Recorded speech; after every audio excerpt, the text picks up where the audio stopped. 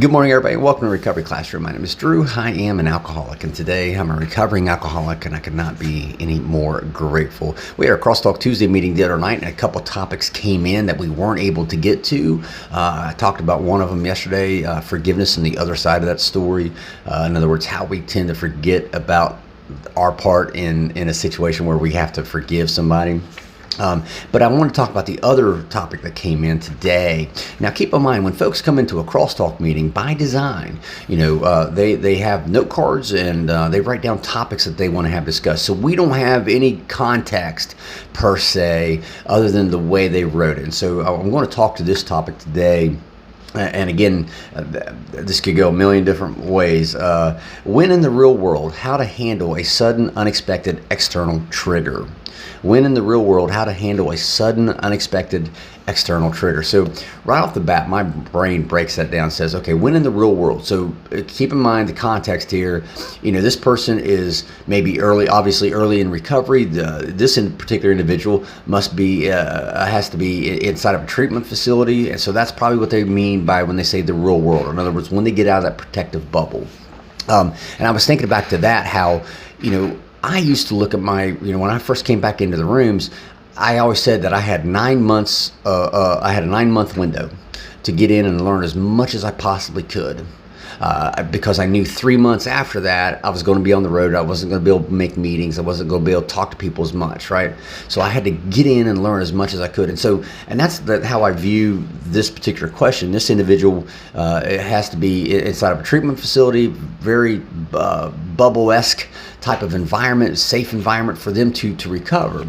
And while they're in there, though, they need to be learning.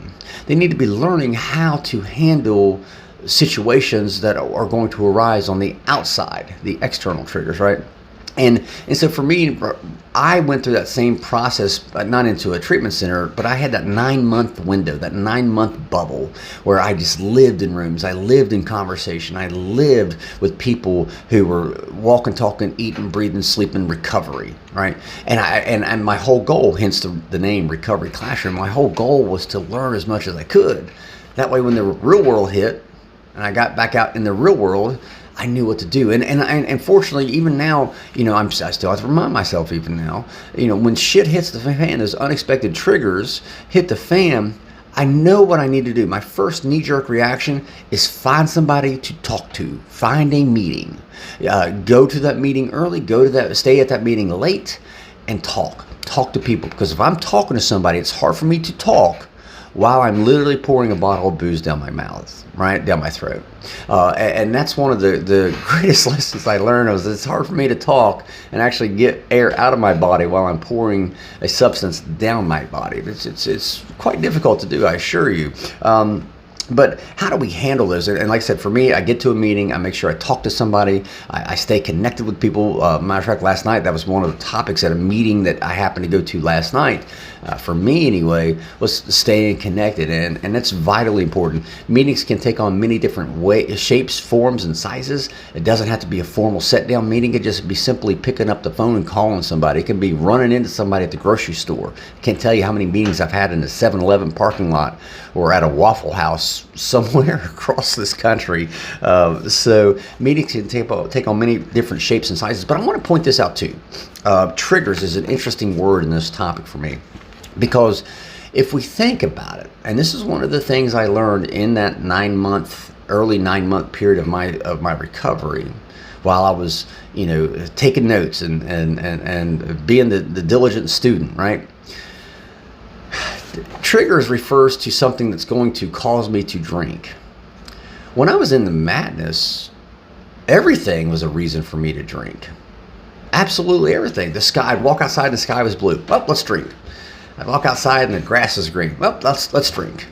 Whether it was something good that happened, I would always justify it in my mind. Well, something's good. The Astros won the World Series. I can drink. Something bad would happen. Oh God, this happened. I need to drink. No matter what, my brain was always looking for a justification to perform some sort of self-destructive behavior. And that's kind of how I view triggers now. I mean, I still have bad shit happen. I'm going through some bad shit right now. But I'm not going to allow myself to use that as a justification to go drink. I'm not going to allow my addiction to use that as a justification or as a reason to go and start repeating old self-destructive behaviors. I'm not going to do that, because that's what I learned. That's where I again stayed connected, stayed plugged into people in the rooms, talking to them, talking to my sponsor, just having those general conversations at at the Waffle House or at the grocery store or wherever, to make sure that I got that pounded into my head. My triggers, these things that I call triggers, it's nothing more than a justification of why I want to go drink. And let's be clear, whenever I was drinking, I didn't need justification. I always came up with it. It was easy. See, at the end of the day, I didn't need justification because I just wanted to drink.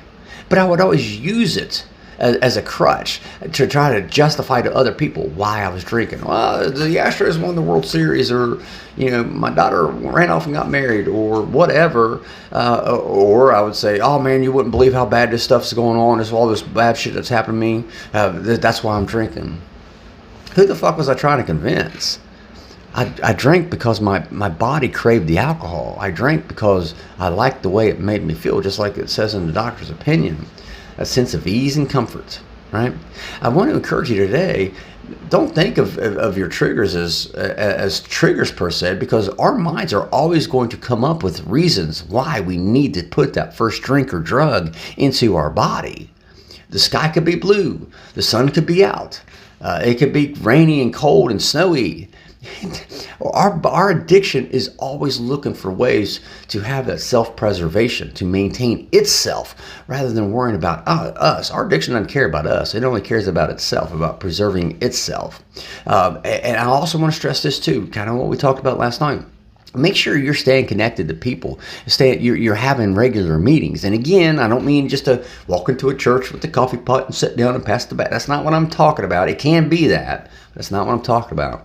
I'm talking about just a good old-fashioned, open and honest dialogue about what you're feeling, about that problem that you're having, whether it be it drinking or drugging. You can schedule time with somebody. Say, hey, look, let's talk on the phone every Tuesday night at 7 o'clock. Or whatever, whatever that looks like. That's how we stay connected. And that's how we have that accountability, that someone else is holding us accountable to keep us from trying to use these triggers as excuses and as justifications to keep us doing the same destructive behavior. So with that being said, I'll let you guys go. Thank you guys for letting me come in and share 5 to 10 minutes of your day with you. You guys absolutely keep me sober, and I cannot be any more grateful. If there's a topic you'd like to hear discussed, feel free to reach out to me directly, Drew, D-R-E-W, at recoveryclassroom.org, and send it to me. We'll take a look at it, see what we can do. Or you can reach out to us through Facebook. By the way, while you're on Facebook, feel free to invite your friends to the Recovery Classroom Facebook page. Like, share, whatever you want to do. We just want to let people know that hope is out there. Recovery is possible, and you don't have to do it my way or anybody else's way. It's not what it's about at all. But it just starts with having that good old-fashioned dialogue and conversation. So we'll be talking again soon. Remember, guys, you can't get drunk if you don't take that first drink.